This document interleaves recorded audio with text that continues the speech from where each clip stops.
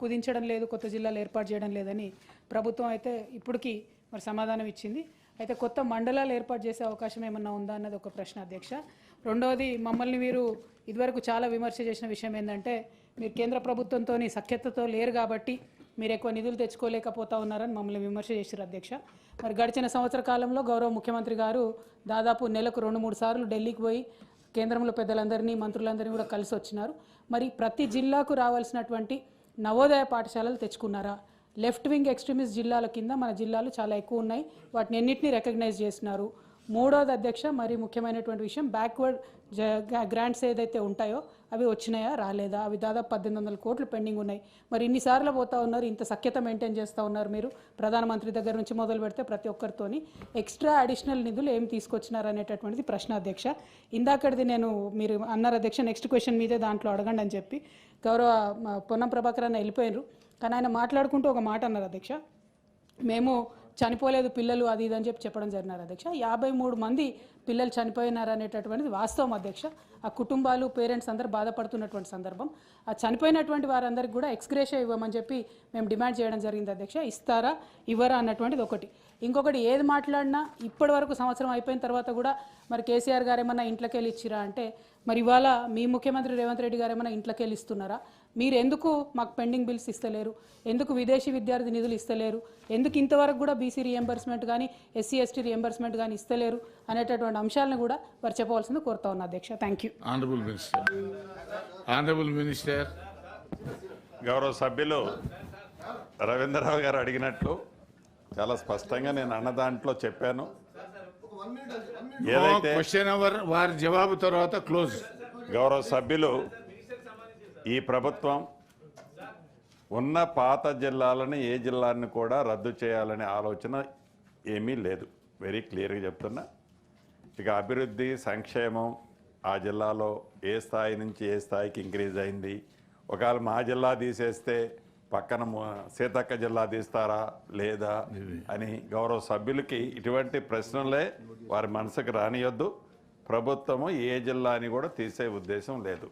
సోదరిమణి కవిత గారు అడిగినట్లు గౌరవ ముఖ్యమంత్రి గారు ఎన్నిసార్లు కేంద్రం పోయారు, ఎన్ని నిధులు తీసుకొచ్చారు, సరది ఈ క్వశ్చన్కి అనుబంధం కాకపోయినా ఈ దేశంలోని రాష్ట్రమే ఈ తెలంగాణ రాష్ట్రం. గౌరవ ముఖ్యమంత్రి గారు పోతే కేంద్ర ప్రభుత్వం ఏదైతే ఉందో, మీరు 10 సంవత్సరాలు పరిపాలించినాడు ఆనాటి ముఖ్యమంత్రి గారు ఆనాటి మంత్రులు కేంద్రానికి వెళ్ళినప్పుడు ఎన్ని నిధులు తీసుకొచ్చారో స్పష్టంగా మీకు తెలుసు, మాకు తెలుసు. కేంద్రంలో అధికారంలో ఒక పార్టీ ఉండి రాష్ట్రాల్లో ఒక పార్టీ ఉన్నప్పుడు ఆ ఫైట్ ఎలా ఉంటుందో కూడా ప్రత్యక్షంగా పార్లమెంటు సాక్షిగా మనం చూసాం. ఇవాళ అసెంబ్లీలో అనేక సందర్భాల్లో మనం చేస్తున్న ప్రపోజల్స్ చూస్తున్నాం. మాటకు ముందు, మాటకు మధ్య, మాటకు చివర గౌరవ ముఖ్యమంత్రి గారు ఇన్నిసార్లు కేంద్రం పోయారు, ఏమి నిధులు తెచ్చారు, ఏమి నిధులు, డెఫినెట్గా పోయినప్పుడల్లా నిధులు ఏదో వ్యాగిళ్లతో వస్తాయన్నది కాదు. రాష్ట్ర ప్రభుత్వ పక్షాన మన పోరాటము, మన ప్రపోజల్స్ ప్రాపర్గా ఉన్నాయా లేవా, ఆ ప్రాపర్గా ఉన్న వాటిల్లో ఎన్ని వచ్చాయి, ఎన్ని వల్ల మనం మిస్ అవుతున్నాము, వాటిని సాధించుకునే దాంట్లో అధికార పార్టీగా మేము, ప్రతిపక్షంగా మీ కోఆపరేషన్ కూడా ఉండాలని ఈ వేదిక ద్వారా గౌరవ సభ్యురాల్ని సోదరీమణిని అడుగుతూ, ఒకటైతే నిజం, ఇది పేదోళ్ల ప్రభుత్వం, ఇందిరమ్మ ప్రభుత్వం. పేదోళ్ల కోసం ఎంతటి వరకైనా ఈ ప్రభుత్వం చిత్తశుద్ధితో పనిచేస్తుంది. Thank you. నుంచి తెలంగాణ రాష్ట్రం వచ్చేంతవరకు అధ్యక్ష, మన తెలంగాణ ప్రాంతంలో అగ్రభాగాన కాంగ్రెస్ పార్టీ పరిపాలన ఉన్నప్పటికీ కేవలం 19 బీసీ రెసిడెన్షియల్ పాఠశాలల్ని వాళ్ళు ఏర్పాటు చేయడం జరిగింది అధ్యక్ష. అట్లానే కేసీఆర్ గారి హయాంలో జరిగినటువంటి 10 సంవత్సరాలలో 275 బీసీ పాఠశాలల్ని మరి మేము ఏర్పాటు చేయడం జరిగింది అధ్యక్ష. అయితే డిగ్రీ కళాశాలల అధ్యక్ష, గురుకుల రెసిడెన్షియల్ డిగ్రీ కళాశాలలు కూడా అంతకుముందు ఎన్నడూ లేవు అధ్యక్ష తెలంగాణ ఏర్పాటు కన్నా ముందు. ఇప్పుడు తెలంగాణ ఏర్పడిన తర్వాత 31 బీసీ డిగ్రీ కళాశాలను ప్రత్యేకంగా ఏర్పాటు చేయడం జరిగింది అధ్యక్ష. అట్లానే అగ్రికల్చర్ డిగ్రీ కాలేజెస్ ప్రత్యేకంగా బీసీల కోసము అంతకుముందు ఎన్నడూ లేకపోతే కేసీఆర్ గారి హయాంలో 2 కళాశాలను సపరేట్గా ఏర్పాటు చేయడం జరిగింది అధ్యక్ష. అట్లానే అధ్యక్ష, ఫీ రియంబర్స్మెంట్ కూడా గత 10 సంవత్సరాలలో ఈ ప్రభుత్వం రాకముందు 14,000 కోట్ల రూపాయలు బీసీ బిడ్డల కోసం రీఎంబర్స్మెంట్ చేయడం జరిగింది అధ్యక్ష.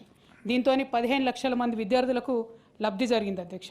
నేతన్నలకు ఇప్పటివరకు డిస్కషన్ అయింది అధ్యక్ష. 1,200 కోట్ల రూపాయలను మేము 10 సంవత్సరాల్లో ఇచ్చుకోగలిగినాం. అట్లనే యాదవులకు 5,000 కోట్లు, గౌడన్నలకు 67,000 మందికి అధ్యక్ష మనము పెన్షన్ రూపంలో 2,016 రూపాయల పెన్షన్ రూపంలో ఇచ్చుకోవడం జరిగింది అధ్యక్ష. ఇవన్నీ ఎందుకు చెప్తా ఉన్నాం అంటే అధ్యక్ష, విదేశీ విద్యకు అధ్యక్ష, అట్లానే బీసీ విద్యార్థుల విదేశీ విద్యకు కూడా 2,233 మంది పిల్లలు వెళ్ళడానికి 450 కోట్ల రూపాయలని మేము ఖర్చు పెట్టుకోవడం జరిగింది అధ్యక్ష.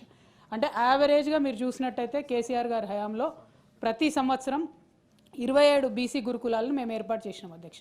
వీరు అధికారంలోకి వచ్చి సంవత్సర కాలం అయింది.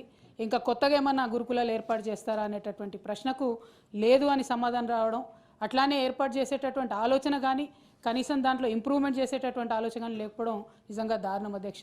దాంతోపాటు గురుకులాల యొక్క క్వాలిటీ పడిపోవడం కూడా మనం చూస్తూ ఉన్నాం అధ్యక్ష. రోజు ఫుడ్ పాయిజనింగ్కి సంబంధించినటువంటి అంశాలు రావడం, అట్లానే కంప్లీట్గా ఈ విదేశీ విద్యకు సంబంధించి మొత్తం పెండింగ్ ఉండడం. గత సంవత్సర కాలంలో అనేకమైన బిల్లులు ఇచ్చినారు అధ్యక్ష. వాళ్ళు 10,000 కోట్ల రూపాయలు దాదాపుగా పెద్ద పెద్ద కాంట్రాక్టర్లకు బిల్లులు ఇచ్చినామని వాళ్ళే పేపర్లలో అడ్వర్టైజ్మెంట్లు వేసుకున్నారు అధ్యక్ష. మరి బీసీ విదేశీ విద్య చదివేటటువంటి బీసీ విద్యార్థులకు ఎందుకు ఇంతవరకు మరి డబ్బులు ఇస్తలేరో గౌరవ మంత్రివర్యులు చెప్పాలి అధ్యక్ష.